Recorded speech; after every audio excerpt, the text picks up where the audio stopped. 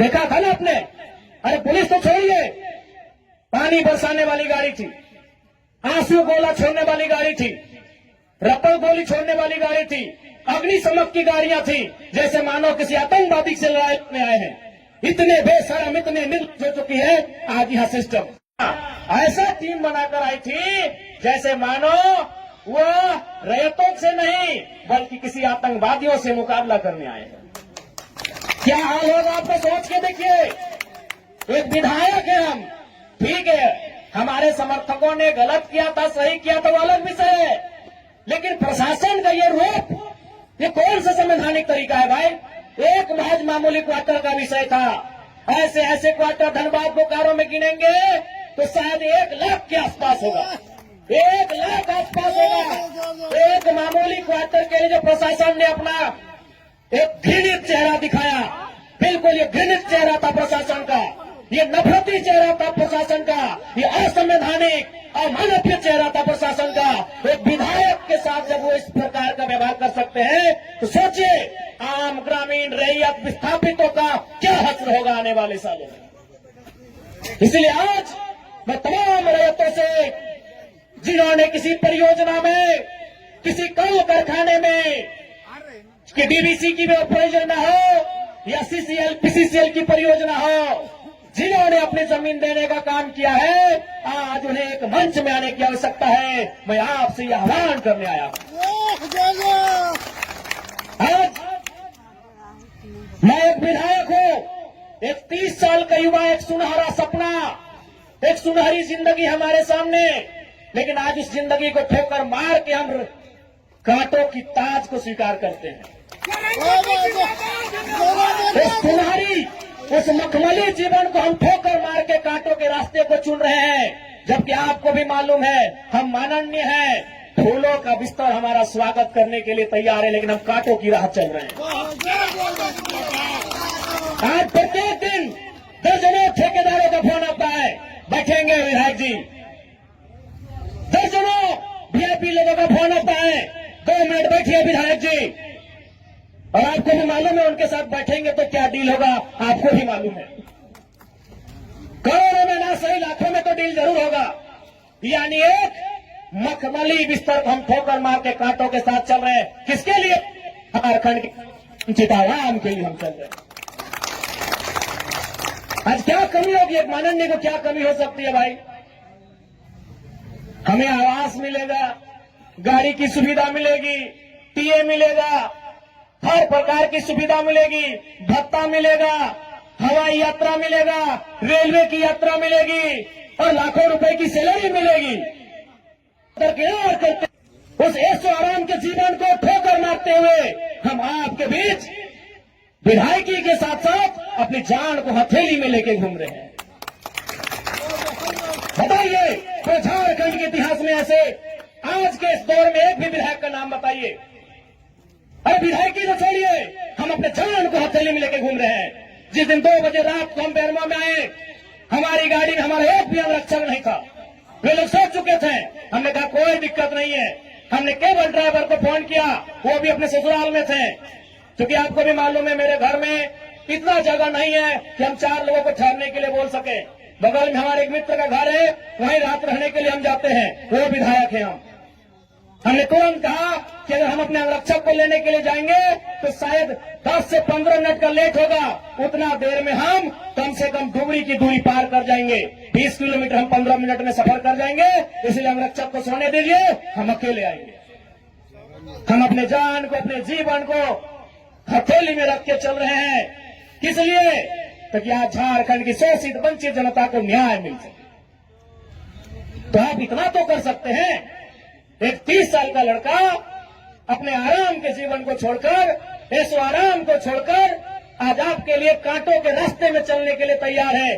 आप कम से कम ये जो 15, 16, 50, 60 समितियां बना के रखे हैं विस्थापन के नाम में, क्या एक नहीं कर सकते हैं? आप जिस दिन एक करेंगे इनको यहां से उखाड़ के फेंक देंगे। अब दीजिए, आज बीएसएल में भी हम जाते हैं, वहां 52 समितियां हैं। विस्थापन मोर्चा, विस्थापन क्रांतिकारी मोर्चा, विस्थापन उलगुलान मोर्चा, तो विस्थापन इनकलाब मोर्चा, 52 से 50 समितियां हैं। आप अपने आप को एक कीजिए, आज अपने निजी स्वार्थ का त्याग कीजिए, आज अपने मन के मतभेद को त्याग कीजिए, क्योंकि आज अगर नहीं समझे तो याद रखिएगा आने वाले 20 सालों में, अरे आज तो कम से कम आपके हिस्से की बात कोई कर पा रहा है, आपकी हक की बात कोई बोल पा रहा है, आने वाले दिन अगर बोलेंगे ना तो शायद आपकी जबान काट ली जाएगी, बिल्कुल काट ली जाएगी। ये कौन सा रूप था? आप ही बताइए, कौन सा रूप था प्रशासन का? आज हो सके आज भी मेरी बातों को कुछ लोग तोड़ मोड़ के प्रस्तुत करेंगे कि विधायक के बोल सुनिए। अरे उनको नहीं मालूम है विस्थापन का दर्द क्या होता है। अगर वे विस्थापन को अध्ययन कर लेते तो शायद ये बोली बोलने का अवसर नहीं देखते। इसलिए आज मैं आपको स्पष्ट कहना चाहूंगा, और मैंने विधायक बनने से पहले ही कहा था, मैंने सांसद का चुनाव लड़ने से पहले ही कहा था कि आज जो हाल मैं देखता हूं पूरे झारखंड का, आज जो मैं अफसरशाही का व्यवहार देखता हूं, आज जो मैं प्रबंधन की मनमानी देखता हूं, मैंने बहुत दुखी होकर कहा था कि मैं पीएचडी का स्कॉलर हूं, लेकिन मैं शायद इस बात को आप लोग मेरा गलत कहें, लेकिन मैं कह रहा हूं कि कोयलांचल में रहने वाले लोग जो विस्थापित लोग हैं वो हम दो, हमारे दो नहीं, 2 बच्चों को एक्स्ट्रा जन्म दीजिए और उनको केवल और केवल विद्रोह की भावना के साथ तैयार कीजिए। ये आपको बदला लेना है। बिल्कुल इस मेरी बात से बहुत सारे लोगों को आपत्ति होगी कि माननीय कैसा बोल रहे हैं, लेकिन उनको क्या मालूम कि जिस जमीन को हमारे बाप दादा ने 1970 में दिया है, हमारे बाबूजी मर गए, लेकिन आप भी जवान बेटा बुढ़ापे की ओर चला गया है, लेकिन इंसाफ नहीं मिल पाया। और ये तो गनीमत है।